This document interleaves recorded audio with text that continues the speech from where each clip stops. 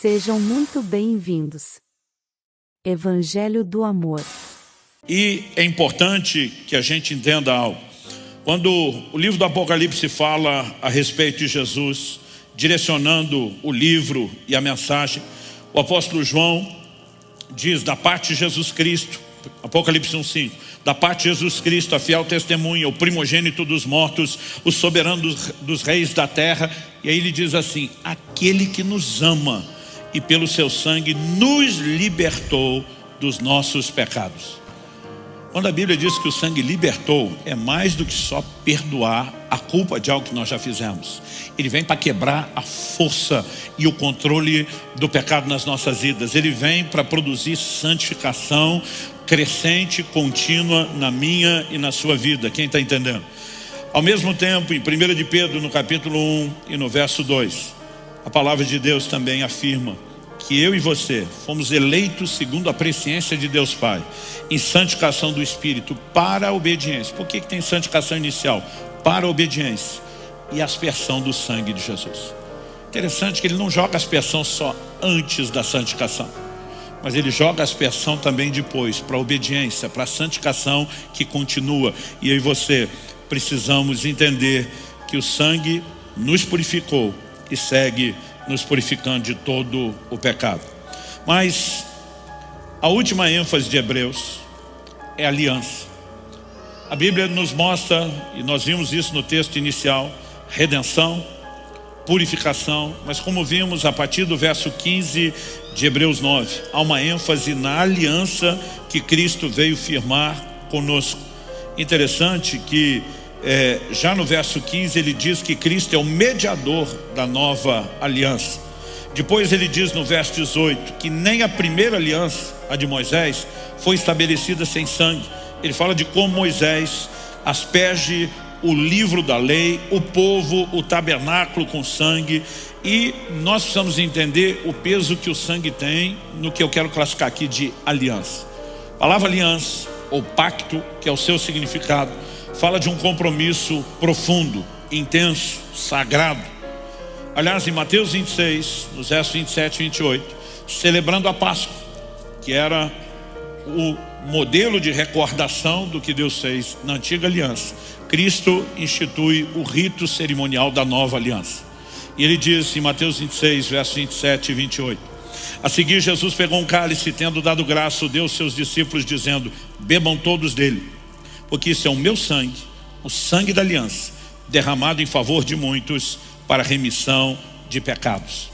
Nós sabemos que quando Jesus diz isso é o meu sangue, ele não está necessariamente sustentando uma doutrina que nós não pactuamos, que é a da transubstanciação, que no momento da comunhão os elementos se transformam. O pão segue sendo pão, o fruto da vide segue sendo fruto da vide, mas por outro lado, não é porque não se transformam que nós vamos negar que nós temos comunhão, como Paulo diz, com o corpo e o sangue do Senhor. Então os elementos são simbólicos, mas eles nos remetem a um posicionamento de fé que nos permite ter comunhão com o sangue e com o corpo de Cristo no plano espiritual. E isso de novo aponta para aquilo que eu estou falando desde o início, a apropriação.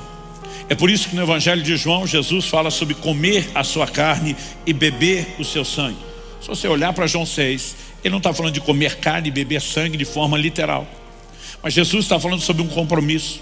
Jesus está falando para uma multidão que queria fazer dele rei, porque ele tinha multiplicado pães e peixes, porque ele tinha resolvido problemas circunstanciais, terrenos. E Deus seja louvado que o Evangelho traz intervenção e promove essas bênçãos e milagres. Nós de forma alguma queremos negar isso, mas nós precisamos lembrar que a essência do Evangelho não é resolver os problemas terrenos, é resolver um problema eterno. Essa é a essência da salvação. Por isso Paulo diz, se é só para essa vida que esperamos em Cristo, como se tivesse solução só por aqui agora, nós somos de todos os homens os mais dignos de lástima. Então quando focamos essa percepção da eternidade, aqui Jesus estava apresentando, ele na verdade faz isso quando menciona a salvação, mas faz isso nos chamando para um compromisso duradouro. E aqui que eu e você precisamos entender o conceito de aliança. Hoje em dia, por exemplo, as pessoas têm uma dificuldade enorme de sustentar o casamento, porque não vem como a Bíblia apresenta. Malaquias 2,14 diz que Deus foi testemunha da aliança que o homem firmou com a mulher da sua mocidade. A aliança sempre foi algo, culturalmente falando, quando você olha desde a antiguidade, algo sagrado, que não podia ser quebrado. Agora, de alguma forma, a gente pega a ideia daquilo que a gente firma no cartório, porque o que se assina no cartório é um contrato, e esse contrato, legalmente falando, é rescindível, e a gente começa a olhar, não para o compromisso do matrimônio com a força de aliança, e sim com a força de um contrato. Isso não afeta só a nossa percepção de aliança matrimonial, afeta a percepção de aliança em todos os sentidos, inclusive com Deus. Agora, os povos antigos não só sabiam que a aliança era algo sagrado, mas o mais solene e sagrado nível de aliança que alguém poderia firmar era uma aliança classificada como aliança de sangue. O entendimento era, a partir de agora nossas vidas se misturam, não tem mais volta.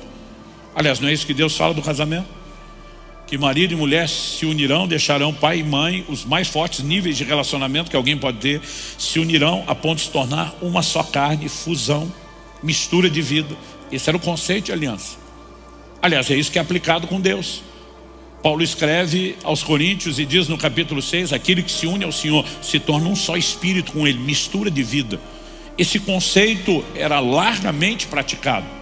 E quando Deus institui padrões e revela informações como de aliança, eu e você precisamos entender que Deus usou elementos culturais, didáticos, que os homens entenderiam. Por exemplo, em Hebreus no capítulo 6, de 16 a 18, nós lemos assim: porque as pessoas juram pelo que lhes é superior, e o juramento, servindo de garantia, põe fim a toda discussão. Então aqui o autor de Hebreus está pegando o histórico do juramento. Por que se praticavam juramentos? As pessoas normalmente juravam pelo que ele era superior, sagrado, e o juramento era o quê? Uma garantia, põe fim à discussão. Houve juramento, não se voltará atrás. Agora, olha a sequência. Por isso, Deus, quando quis mostrar com mais clareza aos herdeiros da promessa que o seu propósito era imutável, que ele não volta atrás no que ele falou, nem no que ele prometeu, confirmou com juramento. Aliás, o livro de Hebreus vai dizer que Deus não tinha alguém superior por quem jurar, então jurou por si mesmo. Mas o texto diz que Deus confirma a imutabilidade do propósito com juramento. Ele fez isso para que, mediante duas coisas imutáveis, nas quais é impossível que Deus minta, nós que já corremos para o refúgio tenhamos forte alento para tomar posse da esperança que nos foi proposta. Se é impossível que ele mente, para que jurar? Se na própria nova aliança o Senhor Jesus já nos ensinaria: olha, vocês não precisam jurar, o sim tem que ser sim, o não tem que ser não, o tempo todo. Ou seja, tudo que você fala já deveria ser tratado como juramento. Não precisa apelar nesse nível. Então por que é que Deus fez? Para nos fazer entender algo. Não é porque ele precisava disso. Então Deus sempre está procurando os meios, a didática, a pedagogia, para que a gente entenda o que? A força do seu compromisso. E por meio dela, como diz o texto, tenhamos forte alento para tomar posse da esperança que nos foi proposta. De novo, a apropriação que procede da compreensão. Aí isso nos ajuda a entender a aliança que Deus firmou com Abraão. Em Gênesis, no capítulo 15, no verso 10, a gente lê, quando o nome do patriarca nem tinha sido mudado ainda: Abrão trouxe todos esses animais, cortou-os pelo meio e pôs as metades umas diante das outras. As aves, porém, não cortou pelo meio. Vamos fazer uma pausa aqui. O que Abrão está fazendo? Cortando animais, colocando a metade do animal na frente da outra. A maioria de nós lê isso e não entende absolutamente nada. Como um dia desse, eu vi um casal que estava brincando, eles não tinham brigado de verdade, mas simularam a reconciliação. E aí um deu o dedinho para o outro. Os dois entenderam a brincadeira. Os mais novos olhando, ficaram perguntando: o que é isso? E eu falei: vai procurar no Google. Já que vocês zombam da gente, tem informação e acesso a tudo, vai procurar lá, né? Porque tem coisa de uma geração para outra já perde o sentido, né? São elementos que se perdem. O que significa colocar metade de um animal na frente da outra? Em Jeremias 34, 18, Deus está usando o profeta para confrontar pessoas que tinham feito uma aliança na presença dele, entre si, e não honraram a aliança. Olha o que Deus diz: Jeremias 34, 18. Farei com os homens que transgrediram a minha aliança e não cumpriram as palavras da aliança que fizeram diante de mim, o mesmo que eles fizeram com o bezerro que cortaram ao meio para passarem entre as duas partes. Cortar o bezerro ao meio, colocar as duas partes, caminhar no meio, era parte de um rito de aliança. A morte do animal era o derramamento de sangue. A presença do sangue sempre indicava o mais sagrado nível de aliança. Aquilo era um testemunho público. Nós não estamos fazendo uma coisa escondida que ninguém sabe. Nós estamos fazendo um ritual visível, aberto. Todo mundo sabe do nível do compromisso. Então Deus está falando com Abraão e diz: vou firmar uma aliança com você. Abraão diz: vai, então vamos fazer do meu jeito. Está aqui as partes do animal, vem passar no meio delas. Versos 17 e 18 de Gênesis 10. Quando o sol se pôs e houve densas trevas, eis que um fogareiro fumegante, uma tocha de fogo passaram entre aqueles pedaços dos animais. Naquele mesmo dia, o Senhor fez aliança com Abraão. Abraão diz: vem fazer aliança do meu jeito. Ele diz: estou descendo, vou andar entre as partes do animal, porque eu quero que você entenda a força do compromisso, a imutabilidade do meu propósito. Eu quero que você tenha descanso nas promessas que eu estou fazendo a você. Não há chance de eu te abandonar. Quem está entendendo? Isso fala de aliança. Aí posteriormente Deus estabelece um rito com Abraão e a sua descendência, que é a circuncisão. Mas do que é que Deus chama o rito da circuncisão? Gênesis 17, 9. Deus disse ainda a Abraão: guarde a minha aliança, você e a sua descendência, no decurso das suas gerações. Essa é a aliança que vocês guardarão entre mim e vocês e a sua descendência. Todos do sexo masculino que estão no meio de vocês deverão ser circuncidados. O que era circuncisão? Cirurgia da fimose. Corte do prepúcio, a carne excedente do pênis, o órgão reprodutor. Deus diz: vocês devem circuncidar a carne do prepúcio. Isso servirá como sinal de aliança entre mim e vocês. O menino que tem 8 dias será circuncidado entre vocês. Todos do sexo masculino nas suas gerações devem ser circuncidados. Também o escravo nascido em casa e o comprado de qualquer estrangeiro que não for da sua linhagem deve ser circuncidado, o que nasceu em sua casa e o que você comprou com dinheiro. A minha aliança estará na carne de vocês, será aliança perpétua. O incircunciso que não tiver sido circuncidado na carne do prepúcio deve ser eliminado do seu povo, pois quebrou a minha aliança. Deus está dizendo: eu estou escolhendo um lugar para que vocês tenham a marca, o selo da aliança. Deus está dizendo: o lugar é simbólico, porque é o órgão reprodutor, e fala de uma aliança que deve ser transmitida de geração em geração. Mas Deus diz: assim como eu desci a andar entre as partes, você vai derramar sangue, porque a aliança será firmada e consolidada com sangue. Deus sempre usou esses elementos. De alguma forma nós perdemos a percepção disso ao longo dos anos. E aí você vai entender a proibição de comer sangue. Ela não é só da lei de Moisés, ela precede a lei.